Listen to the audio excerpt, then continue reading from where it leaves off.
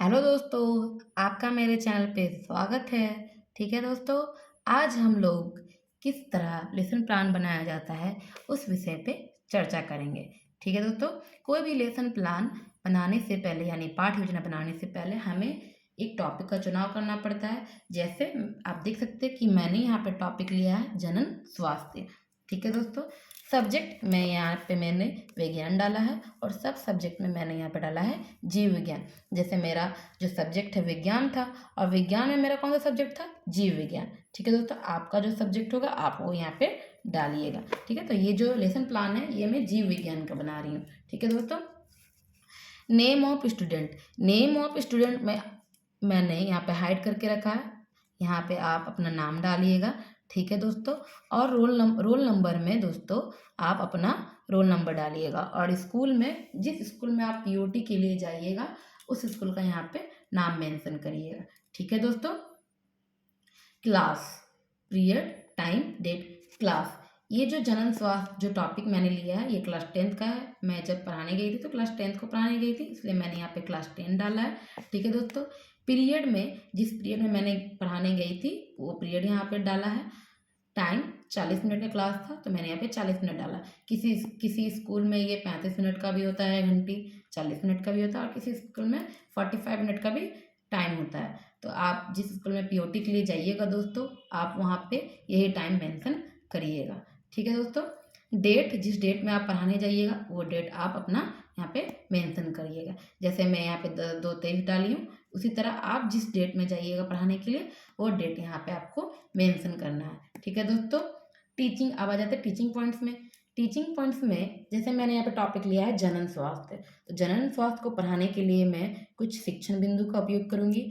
तो मैंने यहाँ पे 3 शिक्षण बिंदु लिया है, जनन स्वास्थ्य, गर्भधारण रोकने के उपाय और लैंगिक संचरित रोग। ठीक है दोस्तों, ऑब्जेक्टिव ऑफ टीचिंग, अब जो हम लोग बच्चों को विज्ञान पढ़ा रहे हैं तो विज्ञान पढ़ाने के पीछे में हमारा बच्चों के लिए कुछ उद्देश्य होगा। मतलब विज्ञान पढ़ा रहे तो उसके पीछे क्या उद्देश्य है वो यहाँ पे हमारा ये यहाँ पे लिखना है। ठीक है दोस्तों, जैसे सामान्य उद्देश्य और विशिष्ट उद्देश्य। ठीक है, तो सामान्य उद्देश्य में जो भी आप टीचिंग मतलब ऑब्जेक्टिव ऑफ टीचिंग डालिएगा साइंस का, जीव विज्ञान का, वो यहाँ पे सारे लेसन प्लान में आप सेम डाल सकते हैं। लेकिन जो आपका विशिष्ट उद्देश्य होगा वो टॉपिक के हिसाब से यानी टॉपिक वाइज होगा। ठीक है दोस्तों, तो मेरा पहला सामान्य उद्देश्य है छात्रों में वैज्ञानिक दृष्टिकोण उत्पन्न करना।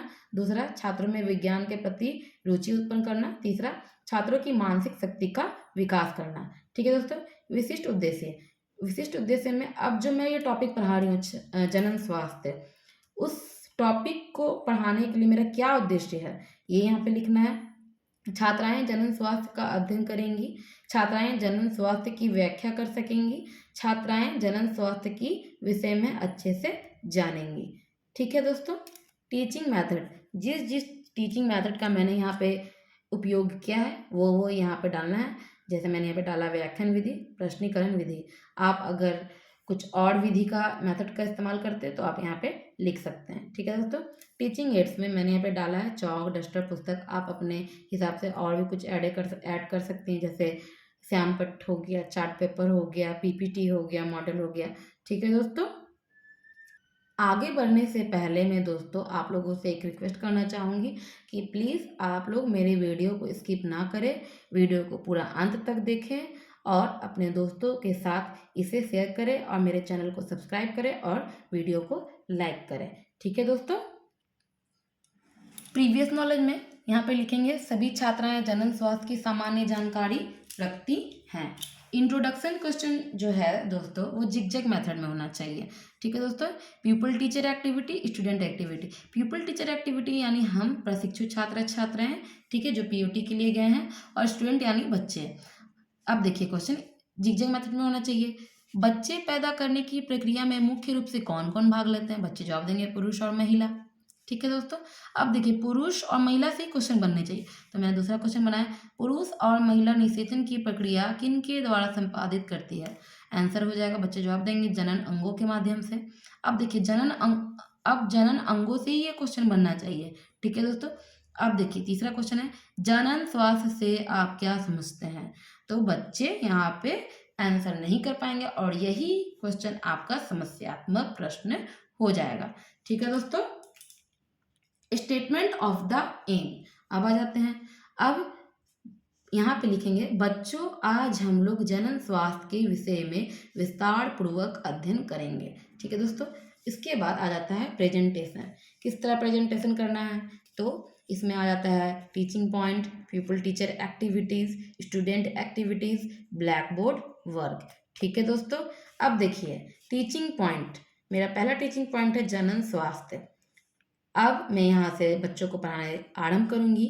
जनन से संबंधित सभी आयाम जैसे शारीरिक, मानसिक, सामाजिक और व्यवहारिक रूप से स्वस्थ होना है। ठीक है, बच्चे क्या करेंगे, बच्चे ध्यानपूर्वक सुनेंगे। ठीक है, लैंगिक परिपक्वता, इसका अर्थ यह नहीं है कि शरीर अथवा मस्तिष्क जनन क्रिया अथवा गर्भधारण योग्य हो गए हैं। यहाँ पे मैंने ब्लैक बोर्ड वर्क में लिखा है जनन स्वास्थ्य। ठीक है, शारीरिक, मानसिक, सामाजिक और व्यवहारिक रूप से स्वस्थ रहना। ठीक है, जनन स्वास्थ्य कहलाता है। ठीक है दोस्तों, स्वस्थ जन्म प्रक्रिया के लिए यह आवश्यक है कि वह शारीरिक एवं मानसिक दोनों स्तर पर तैयार हो। कई बार इस प्रक्रिया में सामाजिक एवं व्यवहारिक रूप से कई कठिनाइयों का सामना भी करना पड़ता है। जैसे इस विषय पर हम सभी पर किसी न किसी प्रकार का दबाव हो सकता है। विवाह के लिए पारिवारिक दबाव भी हो सकता है, मित्रों का दबाव भी हो सकता है, भले ही हम चाहे या ना चाहे। यहाँ पे सभी छात्राएं ध्यानपूर्वक सुनेंगी। तीसरा शिक्षण बिंदु है गर्भधारण रोकने के उपाय। एक तरीका यांत्रिक अवरोध का है जिससे शुक्राणु अंड कोशिका तक ना पहुंच सके। शिश्न को ढकने वाले कॉन्डम अथवा योनि में रखने वाली अनेक युक्तियों का उपयोग किया जा सकता है। दूसरा तरीका शरीर में हार्मोन संतुलन के परिवर्तन का है जिससे अंड का मोचन ही नहीं होता, अतः निषेचन नहीं हो सकता। यह दवाएं सामान्यतः गोली के रूप में ली जाती है, परंतु यह हार्मोन संतुलन को करती है, अतः उनके कुछ विपरीत प्रभाव भी हो सकते हैं। ठीक है दोस्तों, अब मैं यहाँ पे छात्रों से कुछ प्रश्न पूछूंगी, छात्र उसका आंसर करेंगे। किस तरीका से शुक्राणु अंड कोशिका तक नहीं पहुंच पाती, छात्र कहेंगे यांत्रिक अवरोध। ठीक है दोस्तों, दूसरा प्रश्न मेरा है स्वास्थ्य जन्म प्रक्रिया के लिए क्या आवश्यक है, तो बच्चे जवाब देंगे शारीरिक एवं मानसिक दोनों स्तर पर तैयार हो। ठीक है, अब मैं फिर से यहाँ आगे बढ़ूंगी। गर्भधारण रोकने के लिए कुछ अन्य युक्तियां का प्रयोग जैसे कि लूप अथवा कॉपर टी को गर्भाशय में स्थापित करके भी किया जाता है, परंतु गर्भाशय के उत्तेजन से भी कुछ विपरीत प्रभाव हो सकते हैं। ठीक है दोस्तों, मेरा तीसरा शिक्षण बिंदु है लैंगिक संचरित रोग। ठीक है, प्रमुख लैंगिक संचरित रोग के नाम एड्स। एड्स एक लैंगिक संचरित रोग है जो HIV के कारण होता है। इसके वायरस को रिट्रोवायरस भी कहते हैं। प्रभाव टी हेल्पर कोशिकाओं में कमी आ जाती है। एड्स फैलने के तरीके संक्रमित सुई से, गर्भवती मां से शिशु को, असुरक्षित यौन क्रिया, रक्त आदान के दौरान। ठीक है दोस्तों, यहाँ सभी छात्राएं ध्यानपूर्वक सुनेंगी। ब्लैक बोर्ड वर्क में मैंने यहाँ पे लिखा है एड्स डे 1 दिसंबर को मनाया जाता है और एड्स का फुल फॉर्म है एक्वायर्ड इम्यून डिफिशियंसी सिंड्रोम। ठीक है दोस्तों, अच्छा एड्स के लक्षण यहाँ पे मैंने लिखा है लगातार महीने भर तक बुखार आना, लगातार 1 महीने भर से दस्त लगना, मानसिक अस्वस्थता, शरीर के वजन में 10% से अधिक की कमी आना। ठीक है दोस्तों, सभी छात्र यहाँ पे ध्यानपूर्वक सुनेंगी। अच्छा, गोनेरिया यह भी एक लैंगिक संचरित रोग है, यह एक जीवाणु से होता है। सिफिलिस सभी बहुत जटिल लैंगिक संचरित रोग है जिसके कई उपदंश शरीर में उत्पन्न होते हैं, यह भी जीवाणु से उत्पन्न होता है। ब्लैक बोर्ड वर्क में दोस्तों यहाँ पे मैंने लिखा है कि लैंगिक संचरित रोग कौन कौन से हैं, तो यहाँ पे मैंने लिखा है एड्स, गोनेरिया, सिफिलिस। ठीक है दोस्तों, रिकैप्चुलेशन में आपको आप जो पार्ट पढ़ा रहे हैं उसका सारांश में यहाँ पे लिखना है। आप चाहे तो बच्चों से यहाँ पे कुछ प्रश्न भी पूछ सकते हैं।